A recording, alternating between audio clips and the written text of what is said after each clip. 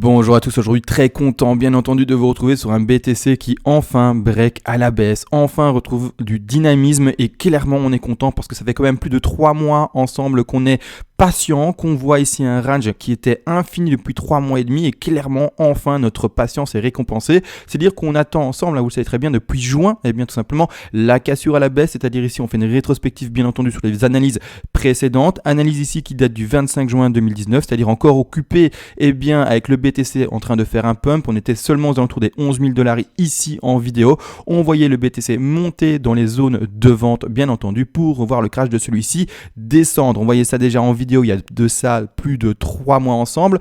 Enfin les choses se passent et enfin on va pouvoir repasser doucement à l'achat. Bien entendu on va maintenant encore une fois peaufiner les analyses qui ont été faites il y a de ça 3 mois bien entendu ensemble et on va voir quelle zone personnellement je vais encore une fois privilégier, dans quelle zone je vais essayer enfin entrer en trade. Alors bien entendu hier, avant-hier et tous les jours on voyait un triangle etc.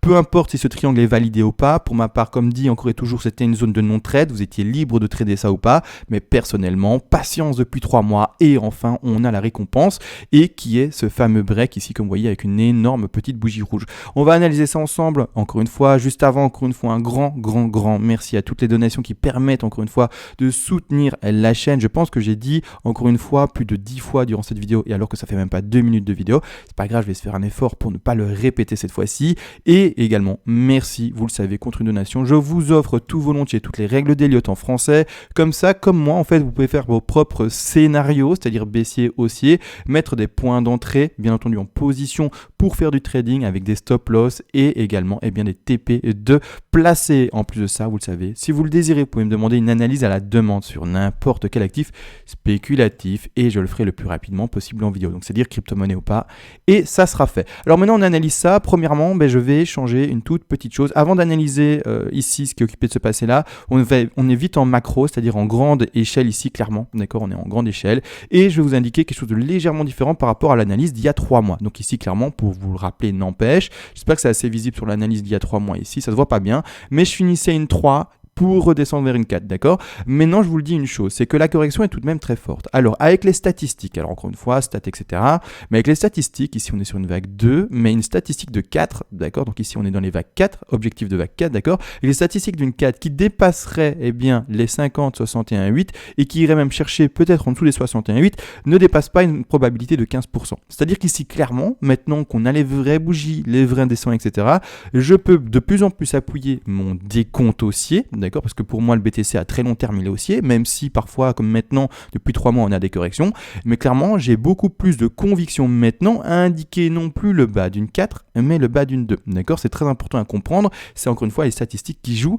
et qui appuient encore une fois mon décompte de vague. Donc j'agrandis l'écran, c'est-à-dire qu'ici maintenant ce que je vais dessiner et décompter pour continuer à monter par après, ça sera ceci, d'accord. Maintenant c'est grâce au stade que bien entendu j'appuie mon décompte et pas sur autre chose, hein. Donc on part sur une 2 qu'on va chercher ensemble, une 3, une 4 et une 5. C'est-à-dire que grossièrement, on va pumper, mais de manière phénoménale. On devrait monter d'après mon analyse et d'après les statistiques, de manière extrêmement puissante. Donc encore une fois, je préfère rappeler, personnellement, j'ai vraiment en tête des chiffres qui vont voir des to the moon. C'est-à-dire que clairement, répéter les 20 000, ça va être pour ma part, attention, maintenant encore une fois, vous pouvez être pessimiste de votre côté, mais easy game, ça va être vraiment très très facile pour moi ici, en tout cas, de voir les 20 000 péter et d'aller vraiment beaucoup plus haut. Pour ma part, même les 200 000, 300 000, 400 000, voire même beaucoup plus haut, ne sont pas du tout des chiffres inatteignables. Encore une fois, on verra avec le suivi, etc. Mais clairement, pour ma part, je vois le BTC qui peut péter vraiment très haut. On va faire d'ailleurs la projection en fin de vidéo minimaliste, c'est-à-dire que je vais faire exprès de donner des intensités haussières faibles au BTC pour voir quel prix minimal théorique avec les vagues d'Elliott, bien entendu, on pourrait retrouver. Donc ça, c'est ce que je vais faire de toute façon en fin de vidéo, on va regarder ça directement. Maintenant, c'est-à-dire qu'ici, ce que je veux vous indiquer surtout, c'est qu'on fait une correction, d'accord? Vous voyez ici des zones de rachat de position par rapport aux 4 ou aux 2 qui sont potentielles. On va regarder maintenant quelles sont les zones de rachat de position qui sont les plus potentielles et les plus pertinentes par rapport à ces 2. Alors la 2 n'est pas bien indiquée, je vais mieux l'indiquer avec ici une échelle, c'est-à-dire un peu plus grande en parenthèse ici. Clairement, je mets en degré plus grand, d'accord? Donc ici, là d'ailleurs, je vais mettre celle-ci en retrait. et dans une couleur un peu plus faible, comme ça on les voit moins, d'accord? On voit vraiment que les vagues principales, ce sont les vagues en macro, d'accord? Donc ici clairement, ce qu'il faut pour une 2, je rappelle les objectifs d'une 2, c'est d'aller retrouver normalement la zone des 50 et des 61% de retracement de Fibonacci. Dans ce cas, je prends mon outil de retracement, je vais au plus bas ici de ma grande vague en 1 et je vais voir où sont bien entendu les zones d'achat pour la 2. Alors ici clairement, tout avait déjà été placé à l'avance, hein, rappelez-vous, ici les 38,50 c'était pour la 4 potentielle, d'accord?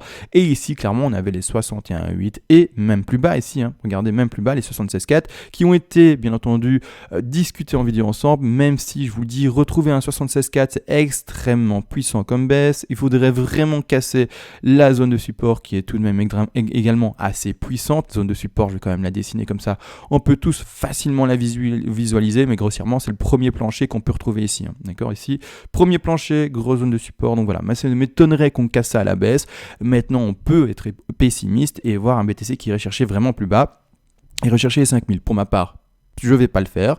Pour ma part, je vais rester dans quelque chose de plutôt optimiste et dans quelque chose qui va rester avec les statistiques. Et les statistiques pour une 2, c'est d'aller rechercher, comme dit, la zone des 50, d'accord, et des 61,8% de Fibonacci. Pour ma part, on va regarder ça également vers la fin de vidéo avec les gaps, mais clairement, je vois plutôt, pour ma part, un BTC qui ira chercher les 61,8% de Fibonacci, qui se retrouve aux alentours des prix des 7237 $ sur Bitfinex. Encore une fois, n'oubliez pas, vos échanges, ils ont des chiffres différents, d'accord? Vous n'avez pas les mêmes chiffres que Bitfinex. Si vous êtes, par exemple, je ne sais pas, moi, sur BitMEX ou sur Bitstamp, oui, par exemple, ou sur Coinbase, ou sur peu importe autre chose, d'accord? Vous avez vraiment, chaque fois, des prix qui sont différents. Les échanges ont des cours différents. Pour ma part ici, par rapport au prix de Bitfinex, je vois une position de rachat, d'accord, tout simplement aux alentours des, j'avais dit, 7237 $. Donc ici, clairement, de toute façon, le premier rectangle ici en vert, il est pété. Ça, c'était pour ceux qui clairement ne voyaient pas une baisse plus puissante, qui clairement pensaient que ça stagnait là. Pour ma part, encore une fois, vous le savez très bien, ça fait plusieurs mois que j'appuie le fait qu'on devrait continuer à baisser. Donc ici, clairement, tous les objectifs ont été touchés. Ici, maintenant, est-ce que d'ailleurs, c'est une bonne zone d'achat, d'accord, aux alentours des 50 potentiellement, maintenant, je vous le dis, pour ma part, je vois plus bas. Je vois plus bas, maintenant, vous pouvez le faire, mais avec le gap, et vous allez voir qu'il y a un gap qui est plus bas, avec le gap qui est plus bas indiqué, clairement pour moi, c'est un 7200 que je vais privilégier. En plus de ça, vous allez voir mon sous-décompte ici, un impulsif enfin pour terminer l'AC qu'on travaille ensemble, n'est pas terminé non plus. Je suis dans une sous-3, de façon ça plus détaillée d'ici quelques minutes également. C'est-à-dire que clairement, voilà, moi, la zone de rachat que je vais vraiment privilégier pour, premièrement, re-rentrer. D'ailleurs, j'ai un peu de fonds supplémentaires pour mettre, c'est-à-dire en achat long terme, je vais racheter à du long terme à nouveau quand on va de nouveau retoucher les 7000 $, donc 7200 et quelques dollars. Et également, je vais en profiter pour ouvrir un trade, c'est-à-dire en swing, c'est-à-dire que je vais ouvrir un trade qui sera ouvert sur une position de plusieurs semaines, d'accord? Donc c'est vraiment du swing en semaine, donc en weekly, d'accord? Donc ici, clairement, j'attends ma zone d'achat patiemment, hein, c'est-à-dire que pendant près de 2 mois, 3 mois, je n'ai pas tradé et c'est comme ça. Et c'est finalement la force d'un trader de pouvoir attendre. Donc maintenant, clairement, voilà, j'attends mes zones d'achat. Je vais laisser la plus basse à 76,4, mais sachez que c'est vraiment pas du tout celle que je privilégie. Celle que je privilégie à fond, c'est celle-ci, d'accord? Aux alentours, encore une fois, je rappelle le chiffre des 7230 $, de 7220, de 5237, peu importe. Cette zone-ci, zone d'achat très très pertinente à mon sens. Alors, avant de commencer d'ailleurs l'analyse du sous des comptes, on va vite passer d'ailleurs sur les gaps. Alors les gaps, sauf erreur de ma part, ici on est bon ou pas, Bitstamp non, ici pardon, clairement les gaps en fait il y en a pas mal, hein, d'accord, il y en a pas mal. On va passer en daily, n'empêche en daily je pense qu'ils sont visibles, non toujours pas, on va passer en 4 heures, du coup ils seront peut-être plus visibles cette fois-ci en 4 heures. Alors les gaps, donc ici bien entendu je suis sur les futurs, hein, vous avez compris, avec levier etc. Donc ici voilà, on a un très très beau gap qui n'a pas été comblé, regardez ici, d'accord. Alors les gaps, pour ceux qui ne savent pas ce que c'est, bien entendu j'ai conscience qu'il y a des tout nouveaux qui découvrent un peu le trading et tout le vocabulaire trading. Un gap c'est quoi? Alors je le rappelle, je sais que les anciens vous savez, hein, je l'ai déjà expliqué pas mal de fois, mais ici pour les tout nouveaux, on va prendre un outil avec le brush et je vais vous montrer tous les gaps. Alors les gaps, vous le voyez sûrement sur ce graphique, il y a des petits soucis, c'est-à-dire qu'il y a des endroits où il y a des creux, où il n'y a pas de bougie. Donc ils sont nombreux, hein. Le gap il y en a un là, il y en a un là, le gap il y en a un là, il y en a un ici. Bref, je vais pas tous les montrer, mais grossièrement il y en avait un là, peu importe, ce sont des creux. Finalement là j'ai l'impression que je les montre tous. Mais ce qu'il faut comprendre, c'est que ces gaps-là, c'est un outil de trading, de lecture pour savoir si par exemple on est dans un gap de continuité, de rupture, ou au contraire un gap tout à fait classique, normal, peu importe. Grossièrement, il faut comprendre que la plupart des gaps se font combler, d'accord? Sauf si c'est un gap de rupture. Un gap de rupture est un gap qui ne se fait pas combler et qui du coup indique vraiment une tendance haussière ou baissière, tout dépend du cours dans lequel il s'est introduit, bien entendu, mais fortement, bien entendu, indiqué. Alors ici, là, on avait un gap qui a été comblé par cette bougie-là, hein, vous voyez ici, bougie rouge, boum, qui comble ce gap-là, d'accord? En face, ça, c'est tout à fait visuel, mais on a un gap plus bas, d'accord? Et le gap plus bas qui n'a pas été comblé complètement, eh bien c'est celui-ci, d'accord? Ici, clairement, il n'a pas été comblé. Il a été semi-comblé, si on peut parler comme ça, d'accord? Il a été comblé, on va dire, à moitié, d'accord? Donc je vais zoomer dessus, hein. Le gap qui nous intéresse, c'est celui-ci. Vous voyez là? Là, cet endroit-là, il y a un creux, d'accord? Il a été comblé à moitié, mais il n'a pas été comblé complètement. Pour ma part, un gap, premièrement, il faut le savoir également, c'est un gros support. Donc, quand on va aller rechercher cette zone de gap, eh bien, c'est une zone de support. C'est vraiment ça qui va appuyer.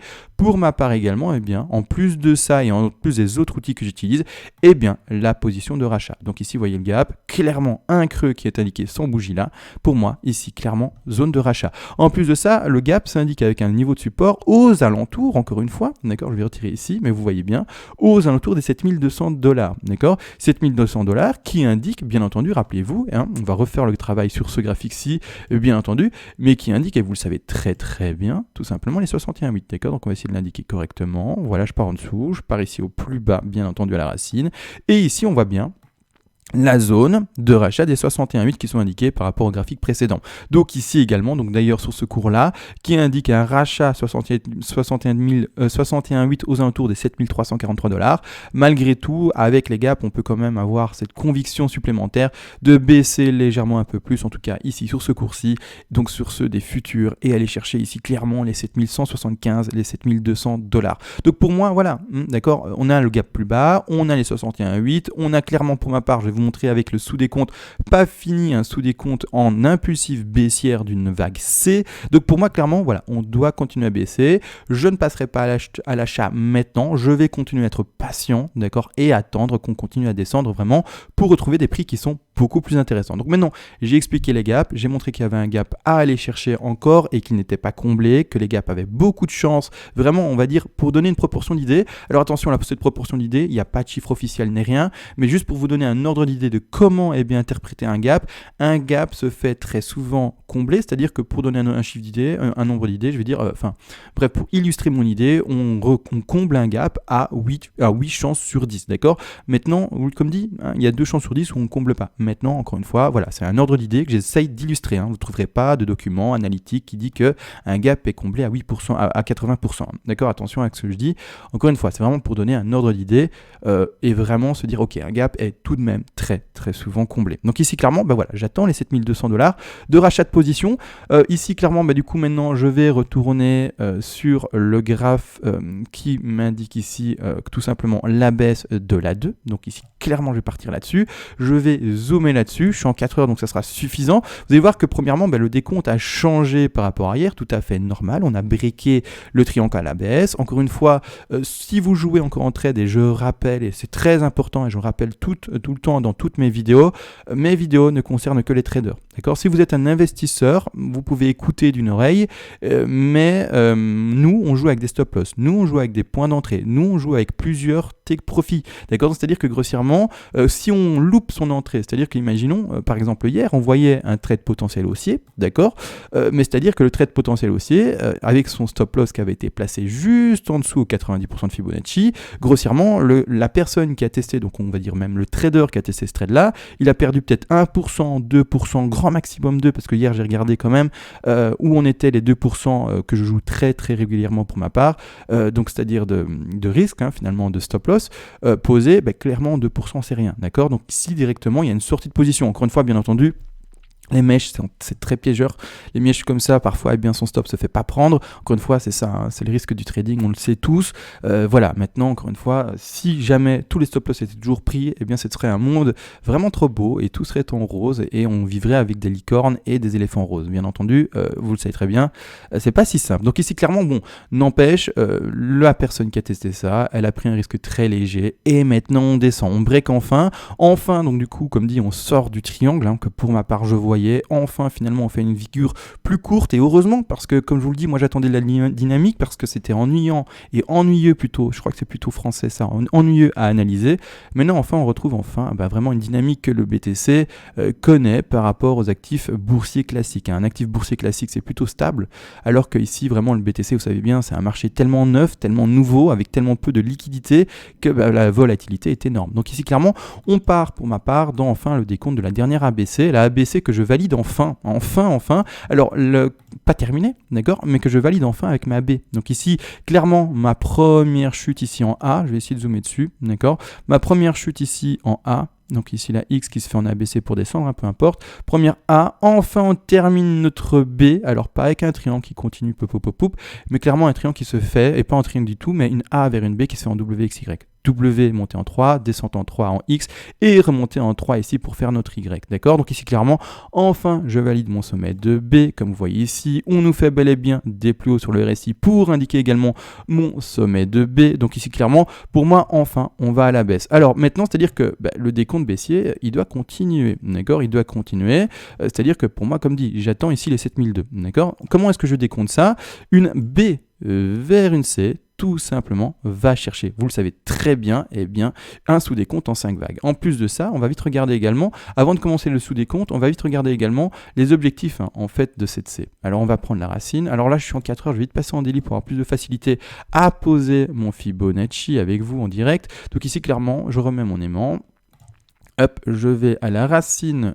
Si je suis bien placé à la racine, je vais au sommet de ma A, et je vais dans ce cas-ci voir les deux choses, soit de profondeur de figure, on va commencer avec la profondeur de figure, on va regarder qu'est-ce qui corrèle le plus, on a encore une fois les 123% de Fibonacci, si on tape les 100, mais ça, par rapport à la 2 de plus grande envergure, on est au milieu de tout, on est entre les 50 et les 61,8, je préfère vraiment passer à l'achat premièrement quand on va trouver le gap, et en plus de ça, quand tout simplement, on trouve un Fibonacci propre, d'accord, ici clairement on est entre tout, là, cette mèche-là, pour moi c'est pas une zone de rachat, vous êtes libre, vous êtes libre, vous savez très bien, vous achetez comme vous voulez, c'est vous qui tradez pour vous, mais pour moi je n'achèterai pas ça, j'attends encore une baisse de cette affaire-là, c'est-à-dire qu'ici, clairement, par rapport à la profondeur de figure de la ABC, donc ici le sommet de la W comme vous voyez ici, on a une zone de rachat à 123. 123 qui indique un 7300$, d'accord, donc vraiment une très très belle zone d'achat, d'accord, ici clairement ça appuie ce que je pense, en tout cas ma zone d'achat que j'attends, d'accord, et on a une deuxième zone d'achat plus basse, c'est pour ça qu'également on indique les 76,4 au 161,8, d'accord. Maintenant comme dit, je ne vais pas privilégier ça.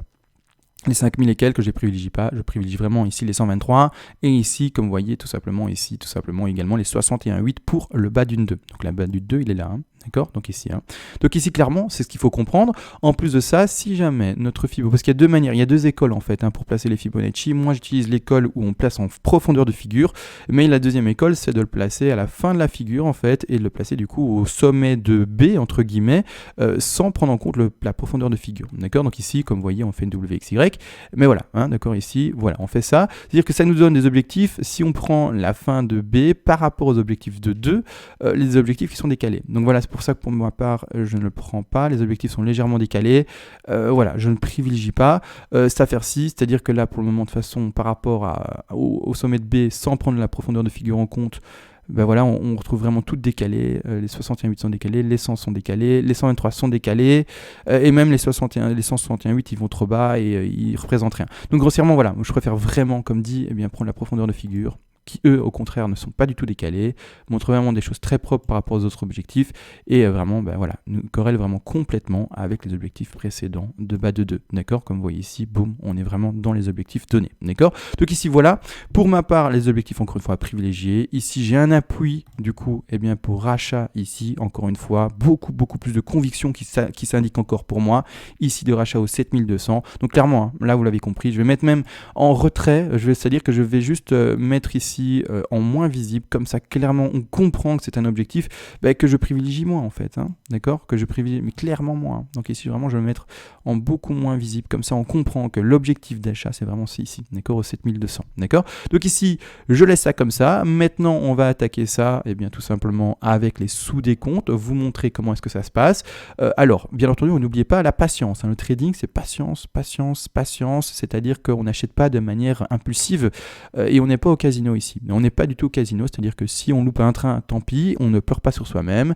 En tout cas, c'est ça qu'il faut comprendre, c'est mettre un plan de trading et être patient. C'est vraiment la clé, c'est être patient un maximum. D'accord, je remets juste mes points ici correctement. Voilà, parfait. Donc ici, on va passer en 4 heures. Alors en 4 heures, je pense que ça sera suffisant. En 4 heures comme suit, hop, la position d'achat hier qui a été clôturée de toute manière pour les trades qui ont été testés ici. Et bien maintenant, tout simplement, je pars dans ce décompte-ci. Alors je pars en 1, donc je pars en racine premièrement.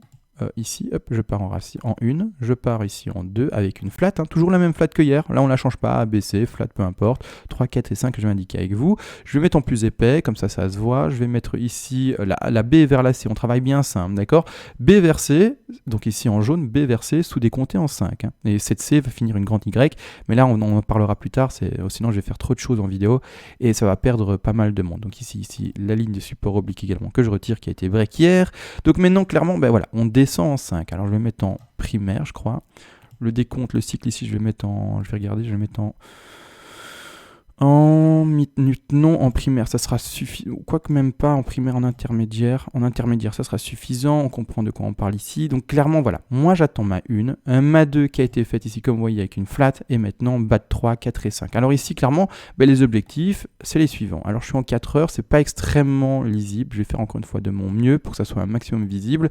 Et lisible, je prends ma racine. Je vais au bas de ma 1. D'accord. Et ici, clairement, profondeur de figure. C'est-à-dire que je vais au maximum de ma 2, d'accord.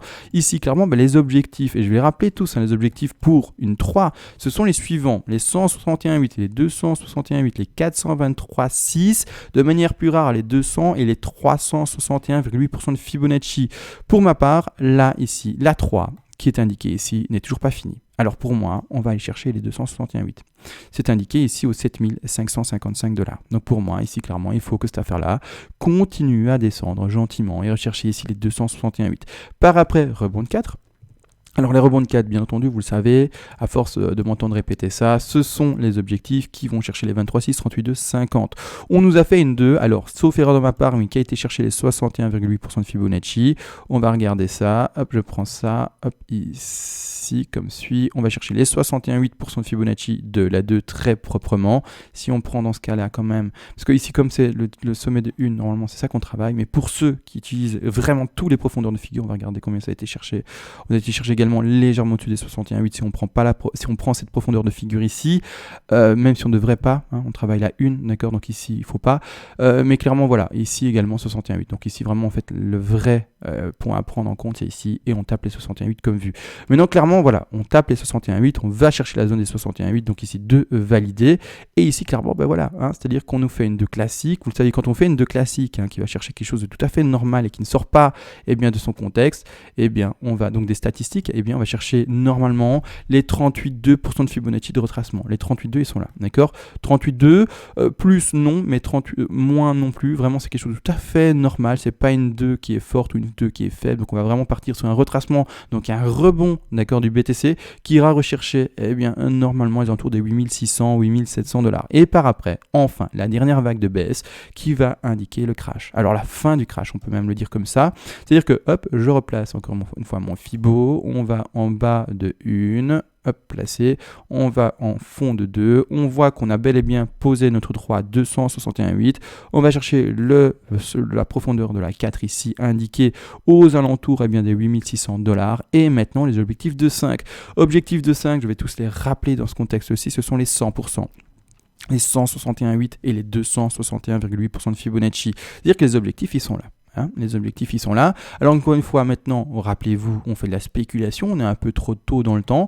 Je vais tout de même avec cette spéculation-ci indiquer tous les points d'achat. On va pouvoir peaufiner ça et vraiment mettre des points d'achat avec plus de conviction quand on aura la 3 qui sera placée de manière sûre, la 4 qui se montrera également dessinée, et par après, une fois qu'on aura les vrais chiffres, on pourra vraiment trouver plus de conviction à l'achat. Là maintenant, un peu trop à l'avance, on va le dire, on va indiquer ici un premier point d'achat, d'accord, plus peaufiné, à comme vous voyez ici, 100% de Fibonacci à 7500 $. Encore une fois, je vous rappelle, si on doit faire un double bottom, c'est vraiment pas ce que je pense. C'est vraiment pas ce que je privilégie. Les doubles bottoms, c'est possible, mais sont beaucoup plus rares. C'est-à-dire qu'on va quand même privilégier, au contraire, un dépassement des 100% de Fibonacci. Si on se retrouvait vraiment dans ce scénario-ci, on ira chercher les 161,8% de Fibonacci. Maintenant, encore une fois, ça ne corrèle pas aux 7200. On va regarder ça par après. Et également, tout simplement plus bas, carrément les 261,8. Mais comme dit, voilà, 261,8, c'est ici aller chercher la zone des 5700. C'est pas du tout ce que je privilégie. De toute façon, on va prendre le temps de lire ça ensemble. Vous le savez très très bien. Et on va faire ça légèrement et doucement ensemble, encore une fois, directement. Alors également, voilà, pour ma part, pour le moment, je vois un dépassement. Ici, ça m'indiquerait un 7840 $. Encore une fois, comme dit, ça corrèle pas avec les objectifs de 2, d'accord? Donc, c'est-à-dire que clairement, j'attends vraiment de voir avec grande curiosité comment va se dessiner premièrement cette 3. Quand est-ce qu'elle va s'arrêter? Est-ce qu'elle va vraiment s'arrêter pile poil à 7500 et quelques $? Et surtout cette 4 en fait. Cette 4-là, est-ce qu'elle sera à 38,2 ou est-ce qu'elle sera légèrement plus forte pour aller chercher les 50% de Fibonacci et faire en sorte que notre 5 se retrouve ici, remonter et rechercher la zone des 7100. Ça ici, trop tôt pour le voir. Tout ce que je peux indiquer en vidéo maintenant, c'est un décompte impulsif baissier qui n'est pas fini. D'accord? C'est-à-dire que j'attends quoi? J'attends une 3, une 4, j'attends une 5 et j'attends sur le cours une divergence. J'attends quoi sur le cours? En tout cas du RSI, pardon. Je vais aussi l'indiquer. J'attends ceci. Alors, j'attends clairement ça. Petit brush, je retire l'aimant. J'attends que le cours nous indique le bas d'une 3, peu importe, qui est un rebond. D'accord? Peu importe, un rebond sur le RSI, ce qui sera le rebond du 4, de la 4 ici, d'accord? Rebond, puis après rebaisse du cours, qui sera la baisse de la 5, mais qu'on retrouve sur le cours un plus bas pour la 5 par rapport au prix de la 3, mais qu'au contraire sur le RSI, on retrouve pas du tout un plus bas, mais au contraire une divergence, c'est-à-dire des plus bas qui seront plus hauts, et par après, enfin la reprise du marché haussier, et on va remonter, d'accord? C'est clairement ce à quoi j'attends pour revoir la lecture propre du RSI, c'est clairement ça. Donc ici, clairement, voilà, j'attends ça, d'accord? Donc ici, je vais retirer le RSI, comme indiqué. J'attends encore une baisse à s'indiquer, avec plus de précision à apporter plus tard. Maintenant, spéculation, décompte qui n'est pas fini, pour retrouver le bas d'une 2. Maintenant, ce que je vais faire, c'est comme dit, voir la projection de prix haussière qu'on attend, bien entendu, théorique et minimale pour le BTC. Ça peut monter très haut, le BTC, vous le savez très bien, il peut faire des plus 1000% s'il le veut, il peut aller très très haut, il peut aller, les chiffres les plus fous donnent des 500 000, des 1 million de dollars, je ne crache pas du tout dessus, mais le travail qu'on va faire aujourd'hui, c'est essayer de rester sur terre encore une fois, d'accord, et pas trop penser à des to the moon, même si ça devait arriver, tant mieux, mais clairement on va essayer de rester les pieds sur terre, vraiment voir vraiment le prix minimal à attendre, ou en tout cas celui auquel on va commencer à passer vendeur. D'accord? Donc c'est-à-dire que si je zoome là-dessus, travail très simple, ici je revérifie si j'ai bien placé mon bas de 2, travail très très simple, on va faire les projections de la 3, j'ai pas pris le bon outil, pardon, j'ai pris l'extension et pas le retracement. Je vais remettre en pêche ici mon aimant, juste vérifier que j'ai bien placé ma 2 spéculée pour le moment. Il faut être conscient que pour le moment on n'a pas les bougies, donc on ne peut pas le valider à 100%, mais c'est de la projection. Donc ici je place ma 2 ici tout simplement à 7281 $ avec vous en direct. Je retire ceci, je mets maintenant mon Fibo d'extension, donc ici en racine, en sommet de 1, en bas de 2 spéculé, je préfère encore une fois le rappeler directement.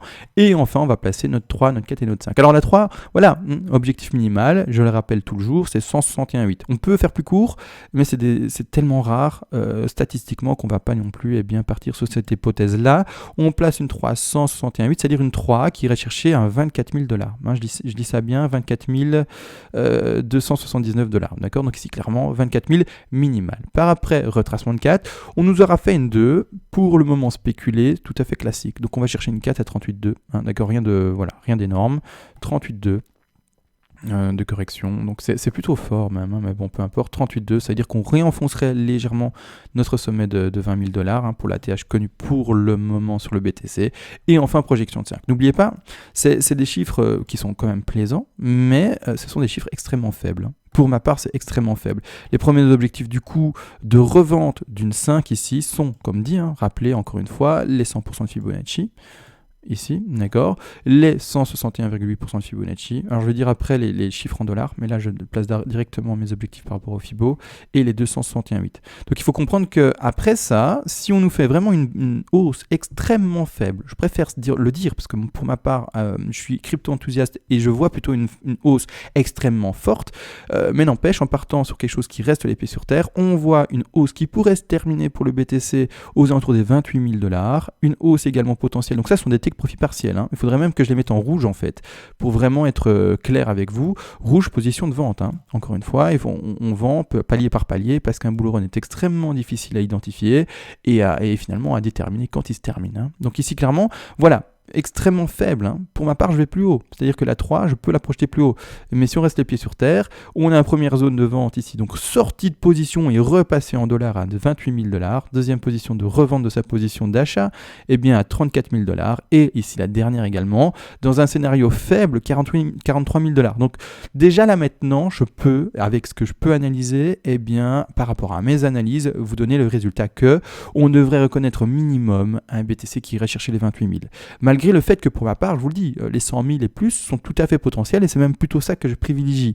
Maintenant voilà, en essayant de rester, comme dit, les pieds sur terre, les prix que je peux donner minimal, d'accord? Donc vraiment, si vous pensez que le BTC va faire une petite hausse, entre guillemets, qui ne va pas aller to the moon, et c'est-à-dire aller chercher les 100 000, voire même plus, peu importe, c'est pour donner vraiment un exemple de chiffre pour un to the moon, et bien dans ce cas-là, vous mettez des take profits partiels assez faibles et vous sortez de position, entre guillemets, assez rapidement, c'est-à-dire directement, vendez par exemple 30% de votre position à 28, vous vendez 30% de votre position, par exemple, hein, je donne vraiment un exemple pour illustrer mes propos, à 34, et vous vendez par exemple 30% de votre position à 45. Vous gardez 10% pour laisser courir le cours si vous le voulez, bien entendu, toujours laisser courir le cours avec des bénéfices potentiels, jamais vendre totalement sa position, sauf à invalidation et vraiment où on perd la foi entre guillemets en la hausse, mais clairement toujours essayer de garder une position ouverte sur des bénéfices potentiels, d'accord? Donc ici clairement voilà, les positions pour ceux qui sont entre guillemets pessimiste. Maintenant, si vous êtes optimiste, on peut aller beaucoup plus haut. Je vais pas le faire aujourd'hui, peut-être demain. Je vais pas le faire aujourd'hui parce que sinon la vidéo va être trop longue et j'aurais perdu trop de monde. Mais voilà, vous avez les chiffres pour une hausse maximale, non pas maximale, mais minimale haussière, d'accord? Maintenant, on a tout vu, c'est-à-dire qu'on a vu le sous-décompte, on a vu le décompte haussier, on a vu la position d'achat à 61,8, on a vu les gaps, on a tout vu, je pense. Donc là, je fais pour moi un petit récap pour voir si je ne dois pas parler d'autres choses. Je ne pense pas. Il y a également pas mal de monde qui ont parlé de fondamental par rapport par exemple à BAC, qui devait qui devait ouvrir ses portes d'ici peu ou qui les a déjà ouvertes, je ne sais pas. Je vous dis fondamental, moi c'est pas du tout ce qui m'intéresse. Moi je suis vraiment technique et qui parce qu'il allait y avoir le BAC qui allait ouvrir, eh bien tout simplement pensait que d'office il allait y avoir un pump. Malheureusement on l'a vu, le pump il a été entamé et il a été complètement écrasé. D'accord, il n'y en a plus et on est au contraire d'être monté, on est descendu. Donc encore une fois, attention au fondamental. Je ne dis pas que le fondamental est mauvais, mais voilà, il faut savoir ce qu'on fait et également pouvoir bien sortir de position assez rapidement quand les choses ne se concrétisent pas et quand on est au contraire déjà haussier alors qu'en fait le cours est toujours baissier. Il faut faire vraiment attention à ça. Maintenant, on a tout vu. Ok, vraiment, c'est terminé. On se laisse, encore une fois, un grand merci à tous. On se retrouve sûrement demain pour, comme dit, projection haussière et un peu peaufiner le sous-décompte avec ce que va nous dessiner le BTC. Sur ce, on se laisse réellement et ciao.